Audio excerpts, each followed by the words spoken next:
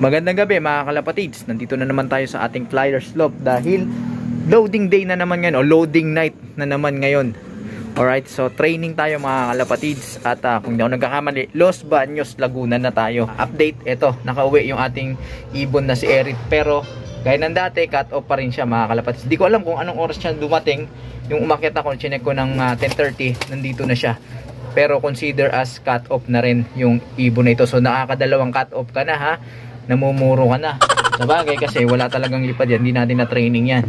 Okay, so eto ang lilipad natin. Si Tifa, si Naruto at si Eric. Tingnan natin kung ano magiging performance nila bukas na sa pauwian. At meron pala akong bad news ngayon mga kalapatids. Dahil kaninang tanghali, mga bandang 2:00, nagpa-ronda tayo, low fly, nag-ranging yung ating mga alaga.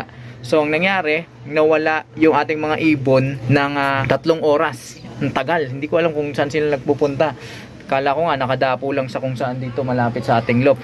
Pero wala, tinignan ko yung paligid natin, walang ibon o signs na nandun yung ating mga ibon. And then after ng 3 oras, dumating itong dalawang to, si Naruto at itong pares niya, si Eric. Ang inisip ko ay baka naligo kung saan sa mga ilog. Kasi minsan natatandaan ko yung ibon natin na si Angel dati, ganun ginagawa nun, nawawala yun ng matagal tapos babalik basang-basa, yung ulo lang ang tuyo.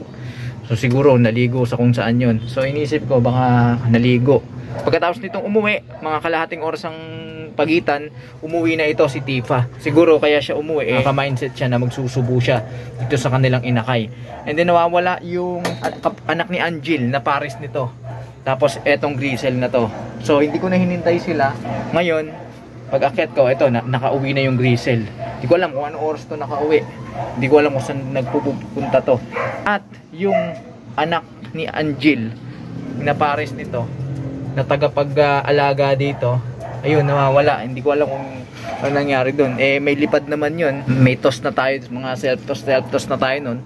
Kaya hindi naman mawawala basta-basta yun. Wag lang mapapahamak. Kaya medyo napapaisip ako ano kaya nangyari doon sa ibon natin. Anyway, kung makakabalik yun dito sa ating loft, mas maganda. Sana wag lang siyang mapahamak. Sana nakatambay lang siya sa kung saan na nagpapalipas ng gabi. At kukunin na natin to. Ito mga kalapatids, yung ating 3 ibon. Ibabasket ko na yan para madala na natin dun sa loading station. So kita-kita tayo bukas sa abangan mga kalapatids. Sa mga hindi pa nakapag-subscribe dyan, subscribe nyo na, hit nyo na notification bell para sa ganun updated kayo sa ginagawa nating kwentuhan dito lang sa ating munting tambayan.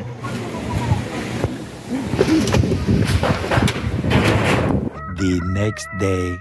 8:19 release.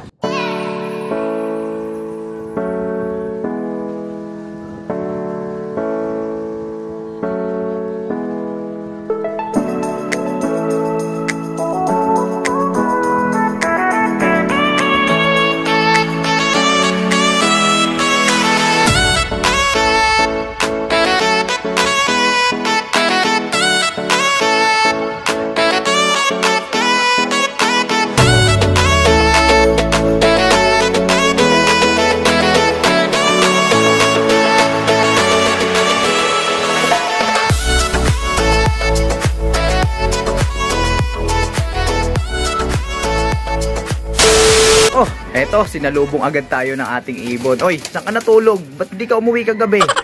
Ha? Ano nangyari sa'yo? Ito. Ito yung nag-ranging tapos hindi bumalik mga kalapatids. Ayan. O, ano nangyari sa'yo? Saan ka napadpad? Napalayo to mga kalapatids sa palagay ko. At kung nahuli to hindi naman to makakabalik. Alright, so good morning sa inyo mga kalapatids.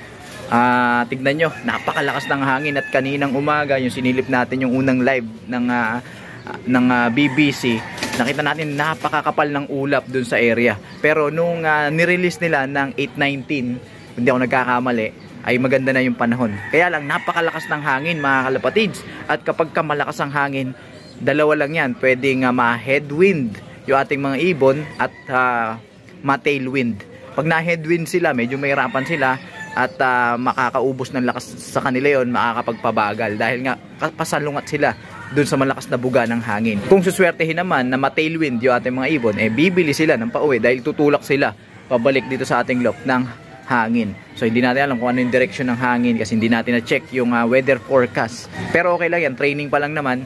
At hopefully maging maganda yung ating pauwian. At saka walang sumerga kasi ang lakas ng hangin. Kala ko nga sumerga na to kahapon eh. Lakas kasi ng hangin yung pinakawalan natin to. So eto mga kalapatids, ano bang gagawin natin dito? Wala naman tayong kailangan gawin. Siguro kunin na lang muna natin to.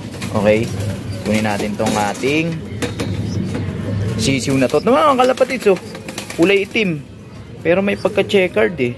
Tingnan natin, hindi pa natin makakita fully yung kanyang kulay. So sa mga susunod titignan natin to. Lagay muna natin dito.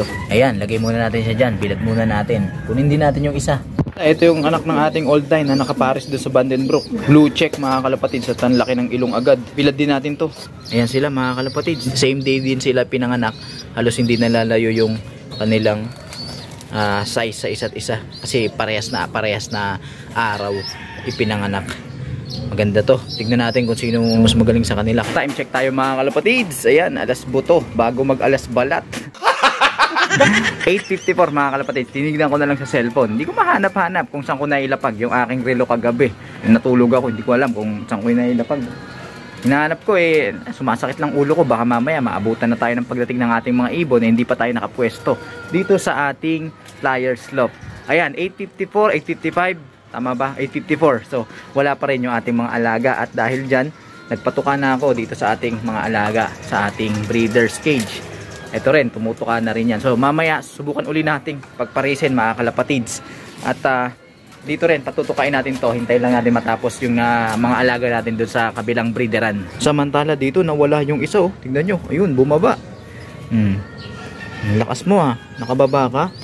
Malakas na ibon to. Bilad lang kayo dyan. Okay? Mga kalapatids, tukain na natin tong mga to. Dahil para mamaya wala na tayong iintindihin pa. Alright? Ayan. Tutukaan na sila. Sabay-sabay pa. Okay na tayo dito mga kalapatids. Tubig na lang tong mga to. Samantala dito sa mga ibon nating naririto ay solve na tayo mga kalapatids. Kumain at uminom na yung mga yan. A few moments later. May dumating na ito, yung ating ibon 9:06. Diba kung anong oras dumating to? Bumaba kasi ako dahil nahanap ko yung relo ko. Pero nung umakyat tayo 9:06. As usual si Tipa pa rin yung nauna. Yan, yun. Pasok na. Yan. Para makatuka na yung ating alaga. Yan sila. Alright, itong dalawang to makikiagaw na rin yan dyan kasi hindi na natin sila dyan bibigyan ng patuka. Hindi na natin sila i-spoiled. Ayan, tiyan nyo. Nakaabang sila dito. Pero hindi na natin gagawin yon. Doon na natin sila pakakainin. Kailangan na nilang makihalubilo doon sa mga kasama nila dito sa ating flyer slope. At itong si Tifa na ito, 3 beses na siyang nauuna simula nung nag-training tayo. So consistent yung ating ibon na ito. Kaya handa ko na yung iinumin ng ating mga alaga. Siyempre tubig na may electrolytes mga kalapatids para pambawi ng pagod sa ating mga alaga. Ayun, may dumating. Ayan. Si Naruto mga kalapatids. Time check tayo. Ayan, nahanap ko na yung aking relo. 9:15 M punto. Ayan. So, check din natin yung speed niyan mamaya. So, papasukin na natin yan. Ayan, nagtutukaan. Yung dalawa kawawa, hindi makakakain kasi yun, pumasok na. 16. Alright. So, ayan. May naka-ready na. Ay, electrolytes pa pala. Eto. Ano yun? Ito mga kalapatids. Okay? So, ito yung ating ipapainom sa ating mga ibon. Etong dalawa, mabalikan ko. Kawawa to kasi hindi pa sila makakakain ng maayos ngayon. Parte yan ng adjustment. Wala tayong magagawa. Pero kapag ka nakaranas nga ng gutom yan at nagkakagulo na dito, nagtutukaan, alam na, sasali na yan. Wala nang magagawa. Yung keme-keme nila, ang magtutulak sa kanilang gumawa, kumilos, ay yung sarili nilang gutom, survivability instinct nila. So, antay pa natin mga kalapatids. Tignan natin kung this time ay hindi na siya makaka-cut off, meaning nasa 700 speed pataas na yung bilis niya, or hanggang ngayon cut off pa rin yung ating mahinang ibon na yon. One eternity later. Mga kalapatids, eto na yung pangatlong ibon natin. Ayan time check tayo, 10:03. Ayan, pumasok na yung ibon. So na yun. Ayun.